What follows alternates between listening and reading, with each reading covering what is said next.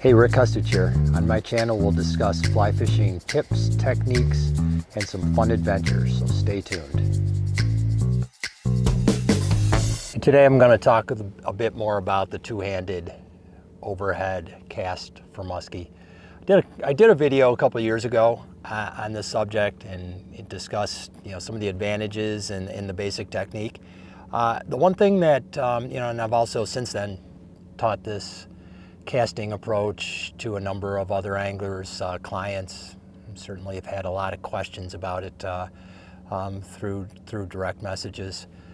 The thing that I think that people get the most, the question I guess that I hear the most often is when during this cast, how am I controlling the line? And when you're single hand casting for muskie, you're double hauling. You're controlling the line with your non-dominant hand. In my case, I'm right-handed, so I'm controlling the line with my left hand. I'm hauling on it, and also, controlling the line during the cast with that. When it comes to a two-handed cast, the control, since your bottom hand is now involved in the cast by grabbing the bottom grip, I am now controlling the line with my top hand. This is where I'm going to allow line to go in and out, or at least when I'm starting my cast, I allow it to go out when I'm false casting. And really the key to getting efficient at this casting lies in controlling with your right hand. I usually use one finger, or my index and middle finger, to control the line. And the key there is the more line that goes beyond the tip when you're false casting, the more weight there's going to be beyond the tip, the more that you have to apply pressure with your top fingers against the cork. And I think that is the hardest, I shouldn't say hardest, but just the most difficult part of getting this casting stroke down, and so that you can be efficient at it and just get the fly back in the water as quickly as possible. And I think that it really just takes some time and takes some reps, muscle memory, kind of get the feel for how much pressure you need to keep applied on that on the line when you're doing your false casting. What I'm going to do here now, let's just kind of take a look at this whole process in play. So that I can kind of show how this all works. Because really what I do, when I'm stripping line in, retrieving the fly, I am using my left hand. So my left hand's still going to be involved. And when I begin the two-hand cast, my left hand is still holding on to the line. I'm going to make a transfer over to the point where I'm controlling with my top hand. So I'll show you how that's done here with an actual cast. Okay, so let's take a look at how this process works. So I'm retrieving my fly. I'm going to retrieve it all the way in to a point where the tip top butts up against the knot between my bite guard and my main leader. I'm going to perform a couple figure eights, 2 or 3. I usually do rotations, more of an oval. When I've completed that, I still have the line being controlled by my left hand, okay? And then I'm going to just sweep so that the connection knot between the main fly line and the leader goes beyond the tip top. Now I'll maybe have 5-6 feet of my fly line, my head beyond the tip. Then I'm going to flip that forward, transfer over control of the line. Now it's being controlled by my index finger, or index and middle finger, and then perform false casts enough to get the head of the line all the way past the tip of the rod, and then I release the cast, releasing it with my my index finger, or index and middle finger. Let's kind of take a look at how that looks in fast motion. Did it slow there, but in fast motion, you can see how efficient this all is in terms of getting the next cast back out quickly. So I'm going to strip this down.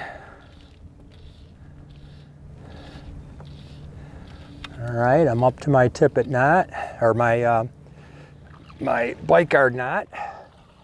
Going to do a couple rotations. Now right here, I'm going to do this fast motion. Grab the line, get that past my rod tip. Couple false casts, controlling with the top line, top hand and index finger on the top hand, and get that fly right back out there quickly. And that's kind of the whole idea behind this, is the efficiency. And when you really get things rolling, it's hot today. This line's a little stickier than I'd like it to be, but when you really get things rolling,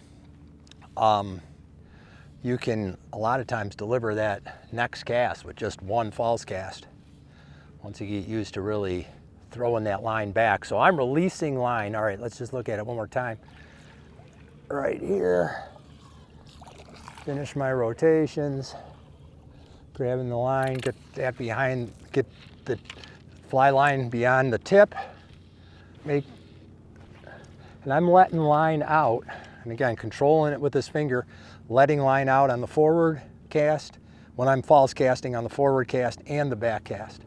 So that's what lengthens it. I'm also watching to make sure that the launch point, like where the head just goes past the tip of the rod, where I want to launch my cast, is in proper place. Sometimes if it's not lined up properly, I'll make another extra false cast. But with this technique, what you really want to do is eliminate just having multiple false casts. And the whole idea with this is trying to eliminate.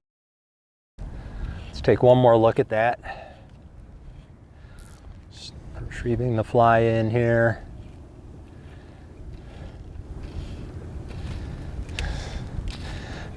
Retrieve it down to a point where tip is butting up against bite guard.